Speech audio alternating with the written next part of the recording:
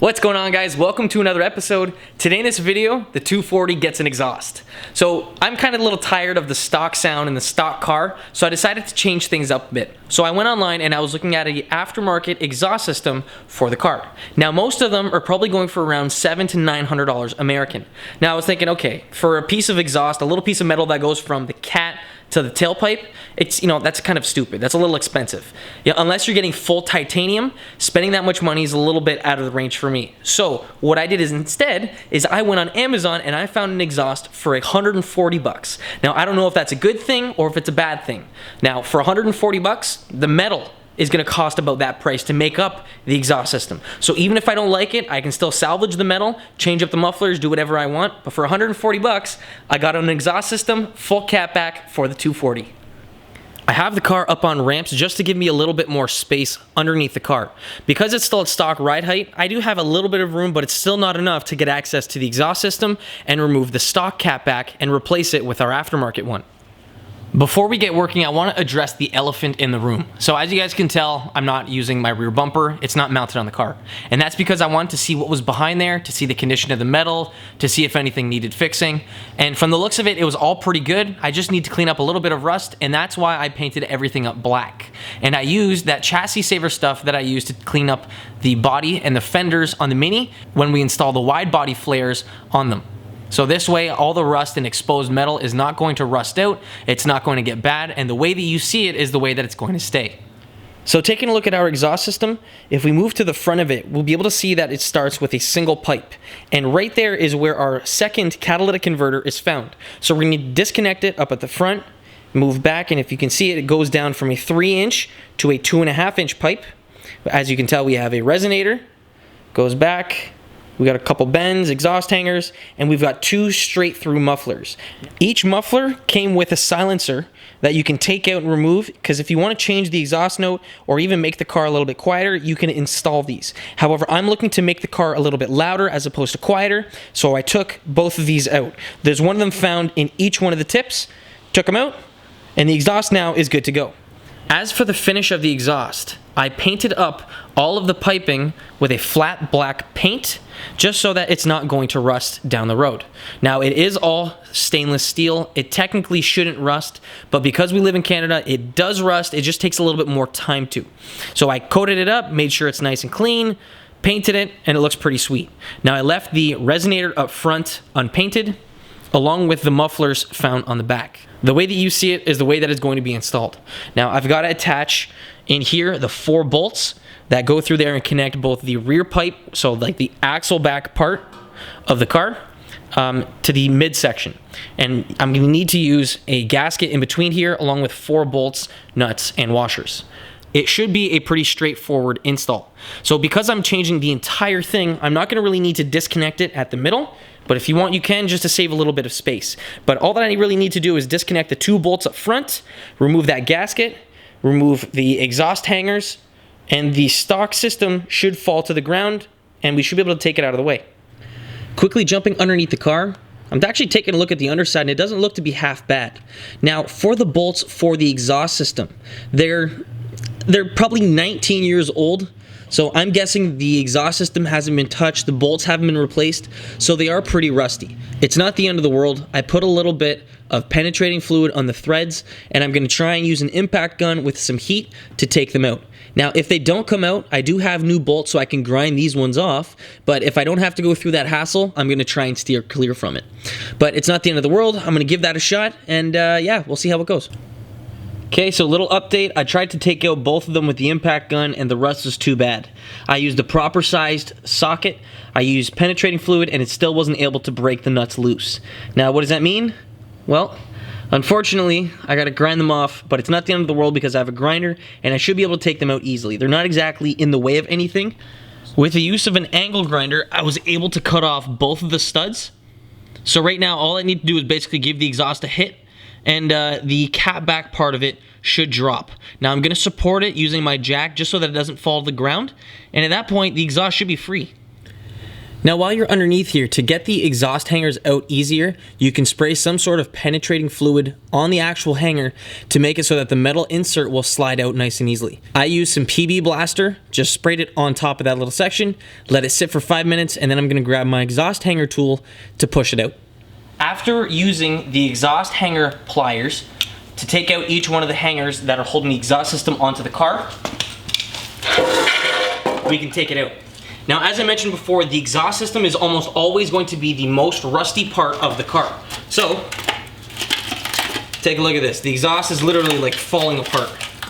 So this is almost 20 years of this car being on the road. Time to take out this piece of junk exhaust and replace it with our new one. To be completely honest, I have no idea how the new exhaust system is going to sound on the car. But it could be louder, it could be quieter, I'm not sure. Now I know for a fact that the piping that I have for it is a lot larger in diameter and it's much less restrictive. So the bends are smoother, it's all mandrel bent. You can see that if we move our way down, look at the harsh bend right there on the top that we don't have on the aftermarket one. Same with the top right here, look at that nice 90-degree bend. Yuck. Now on the new one, from the looks of it, the mufflers are going to be pointed out to the left, and it's going to be giving a different kind of look than what the car had before. So these tips, you can see they were pointed straight out. Well, actually, I think that one's kind of crooked too. But it's supposed to be straight out. This one right here, the aftermarket one, looks like it's going to be sideways, slightly. There's only one way that I'll be able to find out how it's actually going to look on the car. And you guys know how that is? Well, we got to mount it up. So I'm going to mount up the little gasket in between here.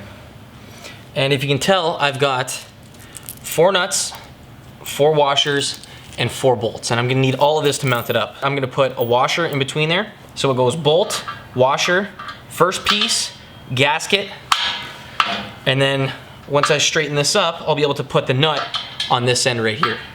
Something along those lines. And I'm gonna do the exact same thing for the other 3 sections. So bolt, nut, through both pieces, and then clamp it in place with a nut. Now the paint that I use to clean all this stuff up and make it look nice is a high heat exhaust paint. I'll have a link for it in the description box. I showed you guys actually in a previous video how to do this, but I used a silver paint as opposed to black. It's from VHT, you guys can get this, and it actually looks awesome. Now another alternative that will work is barbecue paint. Now barbecue paint, it doesn't really have as high as a heat resistant as, say, this kind of paint for the exhaust system. However, it'll still do the trick depending on how hot you get the car. Now I've got a set of ratcheting wrenches right here and solid wrenches, and I'm just gonna tighten all this up.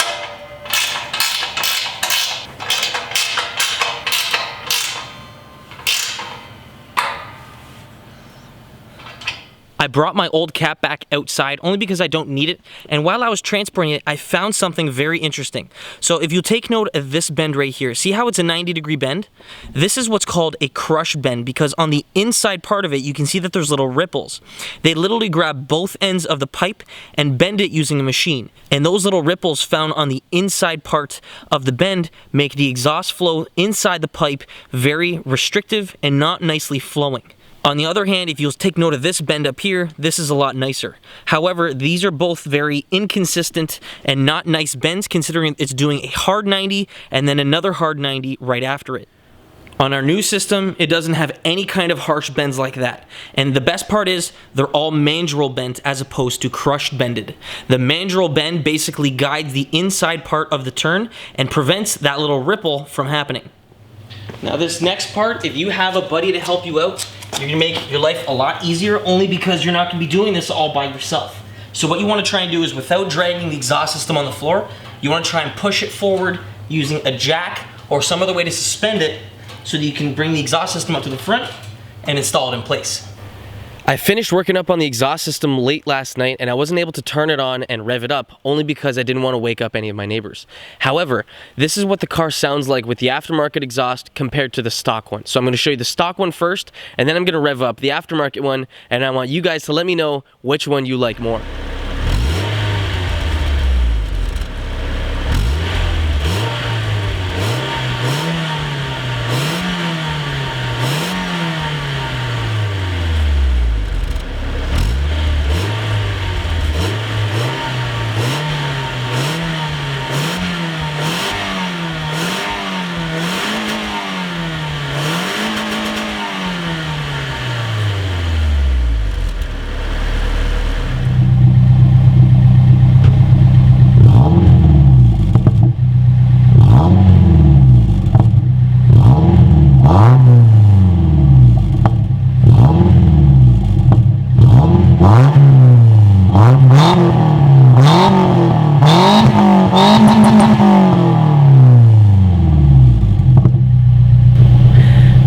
super stoked about how this sounds. Just from the difference from before and after, you can see how much louder and how much more you can actually hear the car.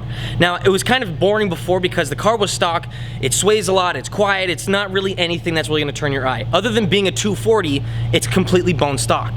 Now, with this little mod, for the 140 bucks it was, I cannot complain about this. Now, I was looking up different exhausts and some of them cost like upwards of $1,000. I can't justify spending $1,000 when this $140 one works and it sounds killer. Now, I'm gonna take you guys for a little spin and show you guys what it sounds like on the inside of the car.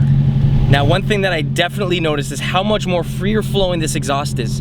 Now, once you get up, like, I'd say past 3,000 RPM, it just wants to rev out a lot more. It's not really restrictive because of the exhaust. It's bigger, it's got nicer bends, and it's just, in general, it's a nicer exhaust. So, let's, oh, that sounds good.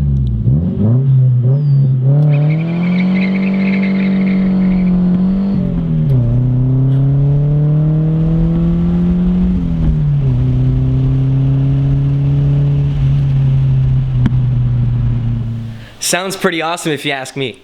Now, the exhaust system is done and it's installed. Now, a couple quick tips for you guys. If you guys want to do this exhaust work at home, if your bolts are super rusty and you don't have a grinder, go to an exhaust shop, get them to take out the bolts and replace them with new ones so that, say you get home, when you get home, you guys can swap it over and it's not going to be easy because that's probably one of the most difficult parts of doing the swap. Now, since it's a catback exhaust, there's no wires, there's no O2 sensors, there's no check engine light that's going to show up from it. Another thing, those exhaust hanger pliers, they are a friggin' lifesaver. If you guys don't have a set and you want to do some exhaust work, get some because they're going to save you and they're very easy to take out the metal part from the exhaust from the little rubber hanger. Once you guys have one of those tools, you can pop it out literally like that. It's awesome. But yeah, that's about as far as it goes. If you guys want to check out the exhaust I bought, check the description box. You want to find the tools that I used today, check the description box as well. Anyways, guys, thanks for watching. I'll catch you in the next one. Peace.